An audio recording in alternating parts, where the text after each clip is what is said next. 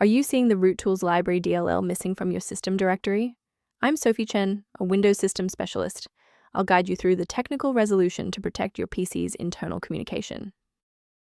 As we get into the manual process for Roottools Library, you can find a professional maintenance utility for environment stability.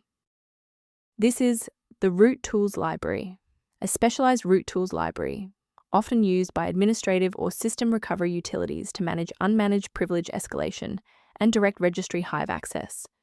Failure prevents the software from performing deep repair tasks. Enough of the technical side. Let's get these files back onto your system. Unlike system-wide DLLs, Roottools Library DLL is unique to the localized root utility orchestration environment, and reinstalling your specific software, giving the error from its official source, is the only verified method to repair a broken file reference. Should the file remain missing after a reinstall, we need to ensure that the operating system is forced to re-index its shared library paths. A full system restart ensures that no background processes are currently locking the Roottools library file. A fresh boot allows Windows to reinitialize its library map from a clean state. Take a second to bookmark this page, or hit the like button before restarting. That way, you can easily resume this guide once your system has finished rebooting. Following the restart, if the diagnostic status remains unchanged, please execute the commands in Step 3. If you need to pause the video to review the syntax, please do.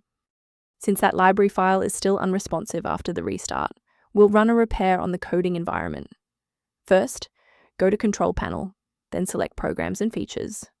Second, find every Microsoft Visual C++ redistributable, 2005 through 2022.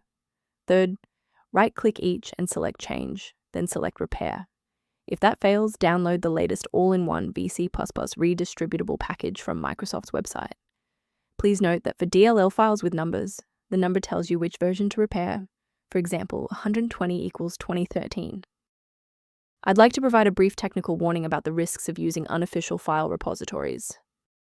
It is critical to avoid the manual installation of Roottools Library DLL, unless you are following a verified engineering protocol, as a single directory error can prevent your OS from booting and result in significant data loss. To ensure your system remains within verified parameters, you might choose to use an authorized maintenance path for ongoing support. If system conflicts or lag are present, the resource below outlines concepts related to Roottools library management. I'm Sophie Chen. If we successfully restored Roottools library functionality for you today, liking this video helps other users find this solution.